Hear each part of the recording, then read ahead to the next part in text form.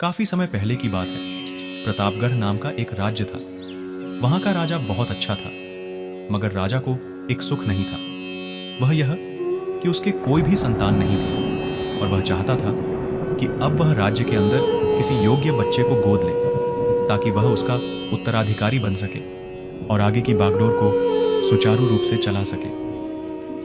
और इसी को देखते हुए राजा ने राज्य में घोषणा करवा दी कि सभी बच्चे राजमहल में एकत्रित हो जाए। ऐसा ही हुआ। राजा ने सभी बच्चों को पौधे लगाने के लिए भिन्न भिन्न प्रकार के बीज दिए और कहा कि अब हम 6 महीने बाद मिलेंगे और देखेंगे कि किसका पौधा सबसे अच्छा होगा।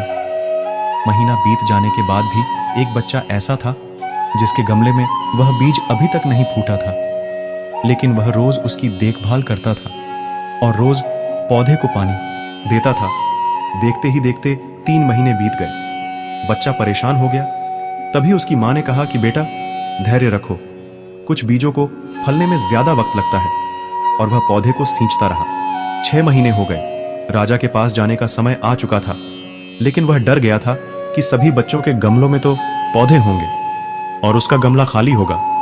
लेकिन वह बच्चा ईमानदार था और सारे बच्चे राजमहल में आ चुके थे। कुछ बच्चे जोश से भरे हुए थे, क्योंकि उनके अंदर राज्य का उत्तराधिकारी बनने की प्रबल लालसा थी। अब राजा ने आदेश दिया। सभी बच्चे अपने अपने गमले दिखाने लगे, मगर एक बच्चा सहमा हुआ था, क्योंकि उसका गमला खाली था। तभी राजा की नजर उस गमले पर गई। उसने पूछा, तुम्हारा गमला तो खाली है? तो उसने कहा, लेकिन मैंने इस गमले की 6 महीने तक देखभाल की है राजा। उसकी ईमानदारी से खुश था कि उसका गमला खाली है, फिर भी वह हिम्मत करके यहाँ आ तो गया। सभी बच्चों के गमले देखने के बाद राजा ने उस बच्चे को सभी के सामने बुलाया। बच्चा सहम गया और राजा ने वह गमला सभी को दिखाया। सभी बच्चे जोर से हंसने लगे। राजा ने कहा, शांत हो जाइए, इतने खुश मत होइए।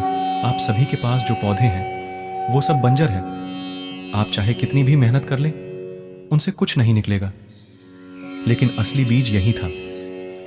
राजा उसकी ईमानदारी से बेहद खुश हुआ और उस बच्चे को राज्य का उत्तराधिकारी बना दिया गया। लेकिन हमें इस कहानी से क्या सीखने को मिला? मेरे हिसाब से अपने अंदर ईमानदारी का होना बहुत जरूरी है। अगर हम खुद के साथ ईमानदार हैं तो जीवन के किसी न किसी पड़ाव में सफल हो ही जाएंगे, क्योंकि हमारी औकात हमें ही पता होती है।